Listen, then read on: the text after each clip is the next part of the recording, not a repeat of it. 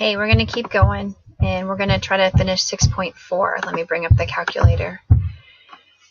Okay, 6.4 gives some people some issues, so go ahead and try to do the ones where you find the z-score, because what you're doing basically is 6.2 but backwards. And then these problems I'm looking at are kind of 6.3 backwards. So let's look and see what's going on. Suppose ACT reading scores are normally distributed with a mean of 21 and a standard deviation of 6.2. A university plans to admit students whose scores are in the top 30%. What is the minimum score required for admission? Round your answer to the nearest tenth. All right, so let's look at this. We know the mean is 21, and we know the standard deviation is 6.2. We need to know the top score for the cutoff for the top 30%.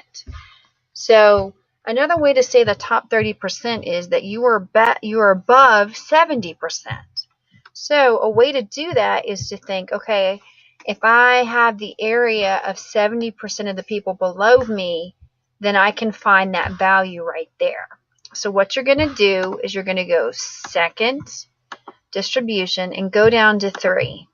And you're going to put in 0.70. Remember, any area under the curve is a decimal that is less than 1. So don't put 70 in. You're going to get a really weird answer. Then you're going to put your mean of 21, comma, and then your standard deviation of 6.2. Close the parentheses, and then I get 24.25. So I would round it to be 24.3. So for an ACT score, it means that if you're in the top 30%, your score is 24.3 or higher, right? So practice with those because these are tricky. And let's look at one more, okay? So a humanities professor, oops, sorry about that again. A humanities professor assigns letter grades on a test according to the following scheme. Only the top 10% get A's. Scores between the top 10 and bottom 50% get B's. Scores below the top 44 and the bottom 24 get C's. Scores below the top 76 and above the bottom 6% get D's, and the bottom 6% of the scores get F's. Okay, kind of a really weird grading scale. Let's go with it.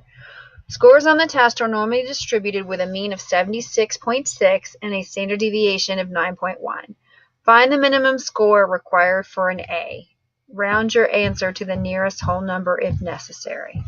All right, so if I want stuff for the top 10%, that's saying that 90% of the people are below me for my score on that test.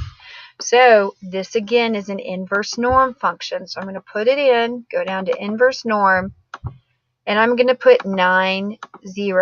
I'm not going to do 0.10 because that is for the lowest 10%.